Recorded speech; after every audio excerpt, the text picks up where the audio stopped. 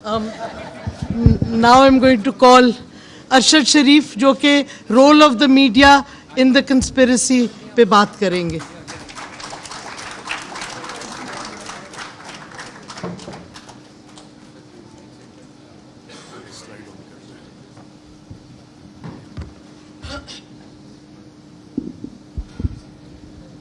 Former Prime Minister Imran Khan, former federal ministers اور حاضرین السلام علیکم.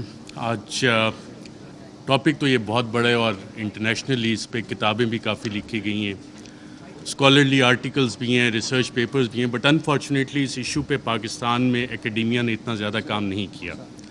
اس لیے میں آج آپ کے ساتھ میڈیا نے اس کو کیسے کانسپریسی رجیم چینج کی, اس کو ڈیل کیسے کیا, میڈیا نیریٹیوز کیسے بنے, وہ تھوڑی ڈیٹیل میں جاؤں گا اور اس کا تھوڑا سا آپ کو اسپیکٹ بتاؤں گا لارجر اسٹریٹجک لیول پہ. لیکن میں یہ پوسٹر دیکھ رہا تھا رجیم چینج کانسپریسی, تو مجھے پتہ لگا کہ یہ بھی راشد نے یہ پینافیکس بنایا ہے. تو راشد کافی اچھے کام کرتا ہے, میں خیال پی ٹی آئی میں, تو مائی کلیپنگ فار ہم. اچھا, رجیم چینج پاکستان میں جب ہم دیکھتے ہیں تو اس کے دو اسپیکٹس ہیں, ایک ایکسٹرنل فیکٹرز ہوتے ہیں اور انٹرنل ہوتے ہیں. اگر ہم ایکسٹرنل فیکٹرز کو دیکھیں تو decision by one state to abandon bargaining with اندر and remove the target state's leader. PTI کی حکومت میں جب ہم یہ دیکھتے ہیں تو ہم خبریں دیکھ رہے تھے, میڈیا میں آ رہی ہیں کہ جی جو بائیڈن جو ہے وہ کال نہیں کر رہا, فارن آفس کا رابطہ ہو رہا ہے, پاکستان کے foreign minister Shah Mahmood Qureshi, U S national security adviser Anthony Blinken سے فارن آفس نے رابطے کی کوشش کی, نہیں ہوا. لیکن بلاول آتے ہیں, ان کے سارے رابطے ہو جاتے ہیں. تو یہاں سے آپ جب میڈیا کی وہ خبریں نکال کے دیکھتے ہیں تو آپ کو ایکسٹرنل فیکٹر اور وہ لنکیجز کہ یہ فیصلہ وائٹ ہاؤس میں ہوا, U S N S C میں ہوا, اور اس کا ذکر اب میڈیا میں یہ سوال ابھی تک ڈیبیٹ نہیں ہوا کہ کیا اس کا فیصلہ وہاں پہ ہوا تھا نہیں ہوا تھا. وہ سائفر اگر پبلک ہوتا ہے تو اس میں یہ سوالات اٹھیں گے یقیناً کہ یہ فیصلہ اس لیول پہ اسٹیٹ کے لیول پہ یو ایس اسٹیٹ نے کیا, صدر جو بائیڈن نے کیا. اور صدر جو بائیڈن جو نیو کانس تھے, the plan for the new American century, اس کا باقاعدہ طور پہ حصہ تھے, جس کے بعد ہم نے دیکھا 2001 کے بعد پوری دنیا میں ڈفرینٹ رجیم چینج آپریشنز باقاعدہ طور پہ لانچ کیے گئے. عراق اس کی ایک مثال ہے. انٹرنل فیکٹرز پہ جب ہم آتے ہیں, میں بڑا بریف رکھوں گا کہ میں ٹائم بتایا گیا 10 منٹ کا ہے. انٹرنل فیکٹرز کو جب ہم دیکھتے ہیں تو اس میں ذاتی انا کے مسئلے آ جاتے ہیں, کچھ اداروں کے مسائل آ جاتے ہیں, کچھ سیاسی مفادات آ جاتے ہیں. اور اس میں ایک سوال جب ہم انٹرنل فیکٹرز کا دیکھتے ہیں تو بڑا سوال یہ بنتا ہے کہ ملک کا کون سوچتا ہے, پاکستان کا کون سوچتا ہے. کیا ہم صرف انڈیویجولز کا سوچیں گے, کیا ہم صرف ان اداروں کا سوچیں گے کہ جی اداروں کی انا بڑی ہوگی ہے, انڈیویجولز کی انا بڑی ہوگی ہے. پاکستان کا کون سوچ رہا ہے؟ کیا وزیر اعظم عمران خان اس وقت پاکستان کا سوچ رہا تھا یا انڈیویجولز کے بینیفٹس دیکھ رہا تھا؟ اور کیا یہ جو رجیم چینج کانسپریسی ہے اس میں جو میڈیا نیریٹیوز بنے وہ کس طرح کے بنے؟ اس میں انڈیویجولز اور انسٹیٹیوشن نے ڈومینیٹ کیا یا پاکستان کا سوال کسی نے اٹھایا اس حوالے سے؟ میڈیا نیریٹیوز اس حوالے سے سائلنٹ ہیں, اس میں آپ کو انسٹیٹیوشنل اور انڈیویجول ڈومیننس نظر آتی ہے. اچھا, کوورٹ ایکشن بھی اس میں باقاعدہ طور پہ پلان ہوا. میڈیا میں being fly on the wall and being an active participant, ایک ایکٹیو جرنلسٹ ہوتے ہوئے آپ کو بہت کچھ پتہ لگتا ہے کہ جی میڈیا نیریٹیو بننا کیسے. اکثر جو حکومتیں بیٹھی ہوتی ہیں ان کو سب سے آخر میں پتہ لگتا ہے کہ ہمارے ساتھ ہو کیا رہا ہے. میڈیا کو پہلے پتہ لگ جانا شروع ہو جاتا ہے, کیونکہ کوورٹ ایکشن میڈیا نے پبلک اوپینین شیپ کرنا ہوتا ہے, پاپولیشن کو بتانا ہوتا ہے کہ جناب یہ حکومت کے ساتھ مسائل ہیں, اور وہ کہانیاں شروع ہو جاتی ہیں, اور یہ ڈاکومنٹڈ ہے اس سارے کیس میں بھی. اور پھر ٹولز اس میں استعمال ہوتے ہیں, لا فیئر جس کو ہم جسٹیفائی کرنے کے لیے, لا پلس وارفیئر, لا فیئر, اور اس کے پولیٹیکل اینگلز بھی ہیں. اور ایک مثال تو فواد چودھری صاحب نے بھی ابھی دی کہ کس طرح ہوا. پھر ایک مثال جس دن آخری دن تھا اس حکومت کا, سب کچھ ہوا لیکن ہوا کچھ بھی نہیں, میسیجنگ بھی ہوئی لیکن ہوا کچھ بھی نہیں. کارروائی کیا ہوئی تھی اس دن؟ کچھ ہوئی لیکن میسیج کنوے ہو گیا تھا کہ یہ کچھ ہو سکتا ہے لیکن ہوا نہیں. سو وہ لا فیئر باقاعدہ طور پہ اس رجیم چینج آپریشن کا ایک حصہ تھا, سوچا گیا, امپلیمنٹ کیا گیا, اور میڈیا نے اسے باقاعدہ طور پہ رپورٹ کیا, جس وجہ سے آج ہم اس کی بات کرتے ہیں, سوالات اٹھتے ہیں کہ جناب یہ والے کام کیسے ہوئے.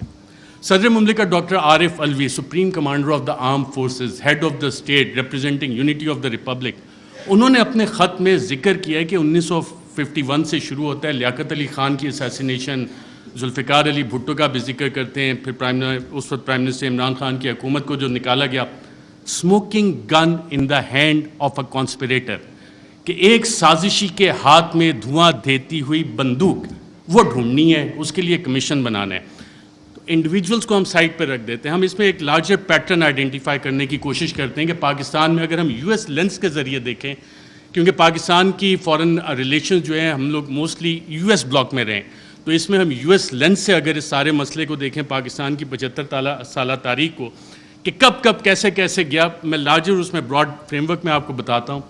1958 martial law, 1978 martial law, 1999 martial law, یہ تمام مارشل لاء جس وقت لگے اس وقت امریکہ کے اس خطے میں انٹرسٹ ہے.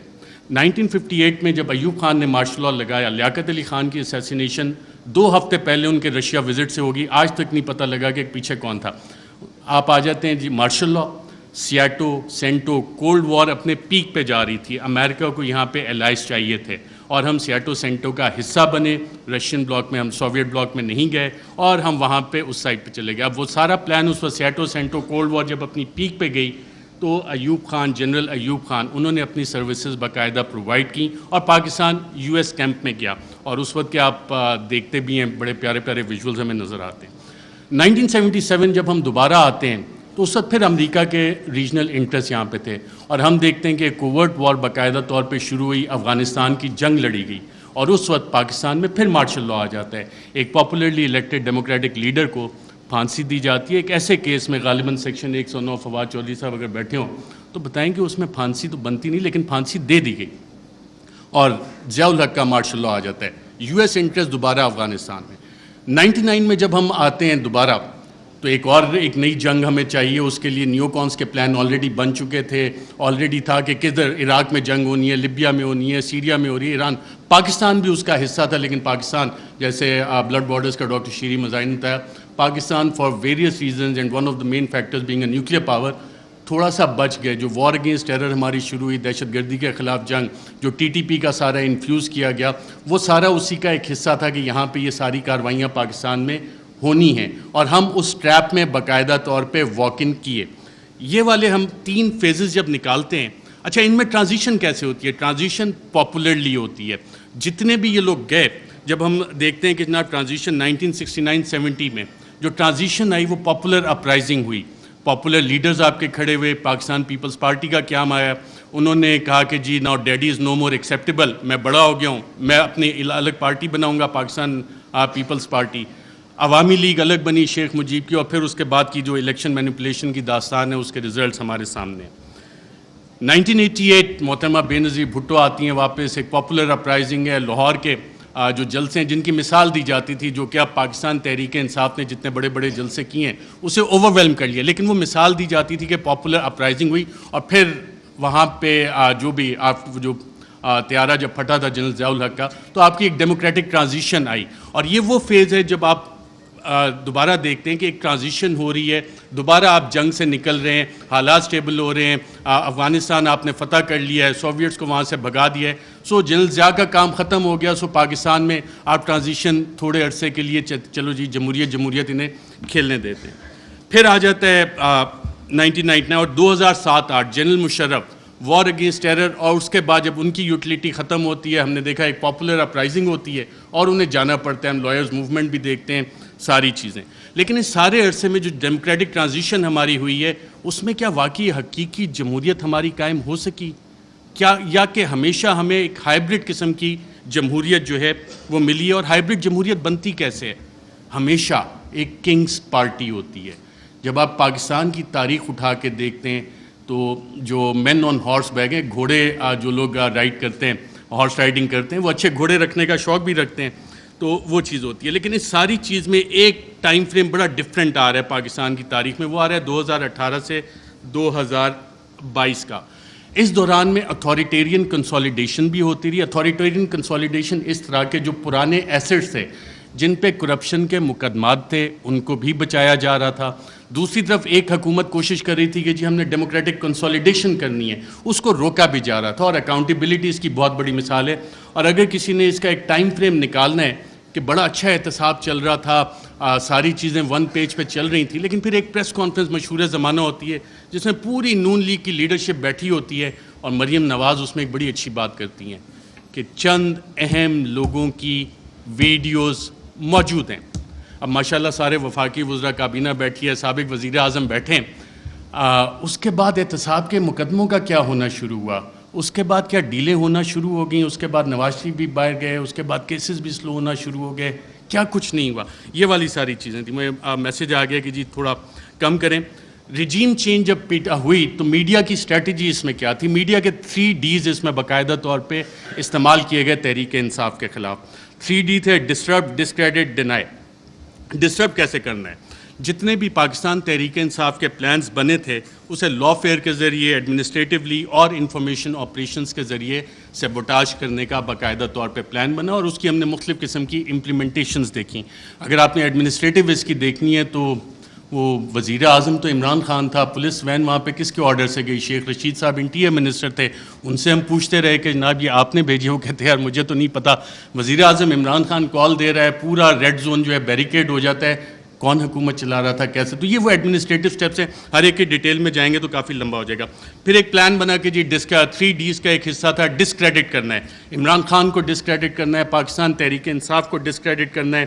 اور فریم ورک فار اس میں جو نیوز میکنگ تھی, اگر آپ ریڈ زون فائلز اٹھا کے دیکھیں تو اس میں باقاعدہ طور پہ میڈیا والوں کو یہ بتایا جا رہا تھا, یہ چیزیں میڈیا میں آ رہی تھیں کہ جناب دیکھیں یہ اکتوبر میں ایک جو سلسلہ شروع ہوا ہے نا, یہ بڑی زیادتی کی بات ہے.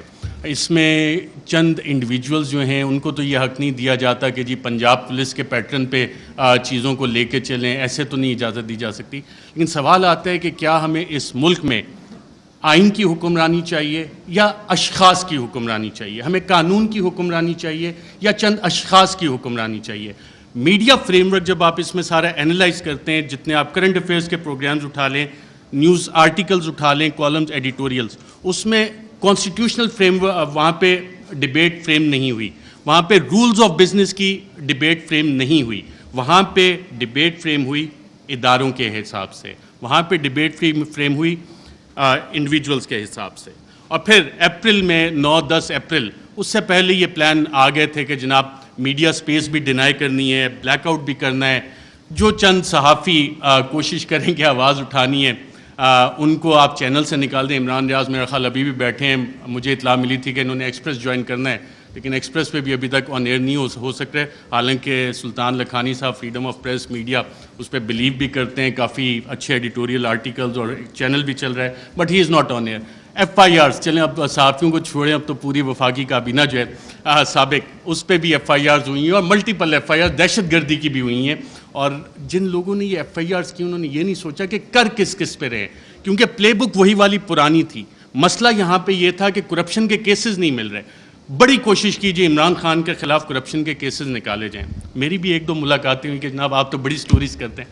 میں نے کہا یار ایک شخص, اور یہ عمران خان صاحب بیٹھے ہیں, شاید آپ میں سے بہت سے لوگوں کو نہ پتہ ہو, PM آفس میں ہمارے بھی ذرائع ہوتے ہیں, اکثر پوری کابینہ پریشان ہوتی تھی کہ جناب بات ہم نے کی ہے, کہاں سے پتہ لگ گئی. وہ شخص جو پانی کی آدھی بوتل بھی ضائع نہیں ہونے دیتا بطور وزیر اعظم کہ یار یہ آدھی پانی کی بوتل میں نے ابھی رکھی, کیوں اٹھا کے لے گئے, وہ کرپشن کرے گا. میں نے سمجھائی لوگوں کو یہ بات, لیکن پلے بک کیونکہ وہی پرانی تھی کہ یار کرپشن کے کیسز نکالو, ڈسکریڈٹ کرنا ہے, کرپشن تھوپنی ہے. مسٹر ABC کا فلانا دوست ہے, اس سے نکال کے لاؤ, کچھ نہیں. آج 2-2.25 مہینے ہو گئے, کوئی کرپشن نہ نکلے گا. عمران خان کا کرپشن کا کیس نہیں نکل سکتا, نہ نکلے گا. میں نے بتائی کہ نہیں آپ کچھ کوشش, میں کہا میں یہ کوشش نہیں کر سکتا کیونکہ مجھے یہ پتہ ہے کہ عمران خان کی کرپشن نہیں نکلنی. اچھا, میڈیا نیریٹیوز